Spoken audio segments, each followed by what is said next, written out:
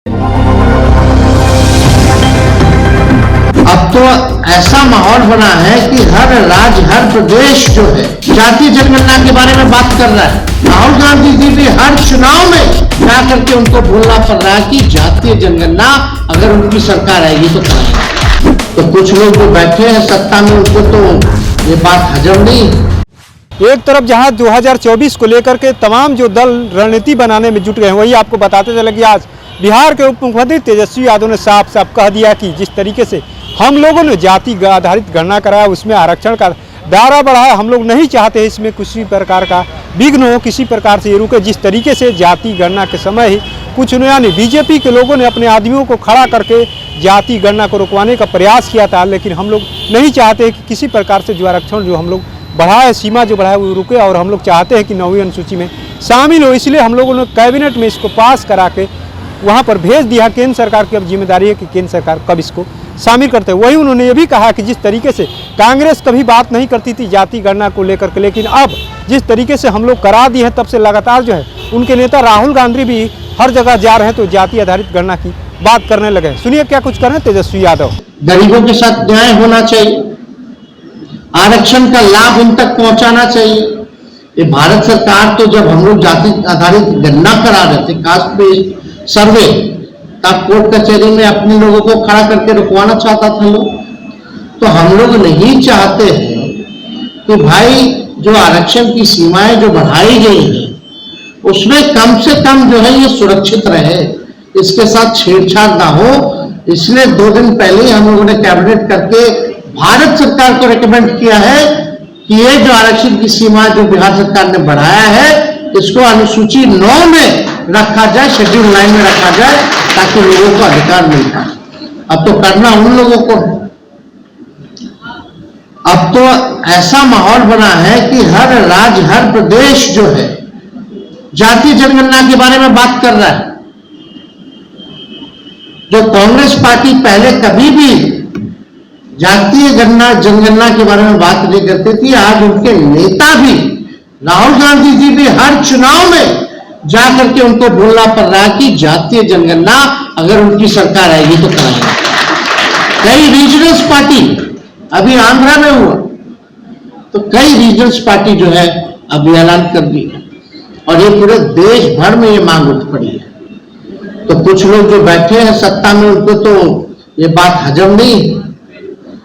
दूसरा ऐतिहासिक काम ये हुआ, हमारी सरकार ने करने का काम किया कि कोई एक राज्य बता दीजिए जिस राज्य में देश की आबादी का, ताकि पता चल पाए भाई ये ठेला ढोने वाले कौन है, भीख मांगने वाले कौन है, कौन लोग जो है भूमिहीन है, कौन लोग जो है गरीबी रेखा के अंतर्गत आते हैं, कौन लोग नाला साफ करते हैं। आखिर इनका पहचान किया जाए और पहचान करके इनको आर्थिक न्याय हम लोग दिलाने का काम करें और मुख्य धारा में लाने का काम करें। तो हमारी सरकार सामाजिक न्याय के साथ साथ आर्थिक न्याय देने वाली सरकार है।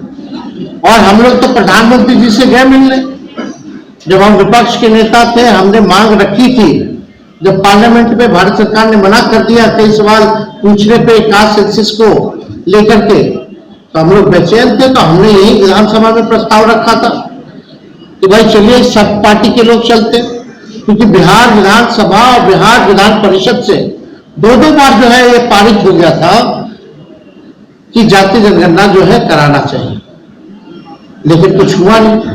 तो प्रस्ताव हमने रखा था जब पार्लियामेंट में मना हुआ कि चलिए सब ऑल पार्टी प्रधानमंत्री जी से मिलते हैं और अपनी बात को रखते हैं। हम लोग मिले, मुख्यमंत्री जी के नेतृत्व में गए, लेकिन कुछ हुआ नहीं, मना कर दिया ये। उसके बाद भी पार्लियामेंट में एक सवाल आया तो उसमें भी जो है मना कर दिया गया। फिर हमारा दूसरा प्रस्ताव था विधानसभा में कि भाई इसका अगर केंद्र सरकार नहीं कराती है तो राज्य सरकार अपने ही राज्य में अपने बलबूते वो कराने का काम करे। और आज खुशी है कि 1 साल हुआ है सरकार को और इस काम को हम लोगों ने संपन्न कर लिया। बिहार पूरे देश में एक ऐसा राज्य है जहां अपनी आबादी का साइंटिफिक आंकड़ा है। अब 94 लाख परिवार जो है गरीब है, और हम शुरू से कहते रहे कि गरीबी हर जात में, चाहे पिछड़ा समाज हो, अति पिछड़ा हो, दलित हो, आदिवासी हो या स्वर्ण जाति के लोग हो, और डेटा जब आया तो गरीबी जो है हर किसी में देखने को मिला कि हर जात में लोग जो है गरीब है। अब हम लोग जो है चिन्हित किए, अब आबादी बढ़ी है तो आबादी के हिसाब से लोगों का हक और अधिकार भी मिलना चाहिए। तो सरकार ने फैसला किया कि भाई आरक्षण की जो सीमा है उसको हम लोग बढ़ा दें। तो आरक्षण की सीमा को हम लोगों ने बढ़ाया, क्योंकि संविधान में एससी और एसटी को 60% है, तो ओबीसी और ईबीसी को, दलित का भी बढ़ाया गया, आदिवासियों का भी बढ़ाया गया, पिछड़ों का भी बढ़ाया गया, अति पिछड़ों का भी बढ़ाया गया।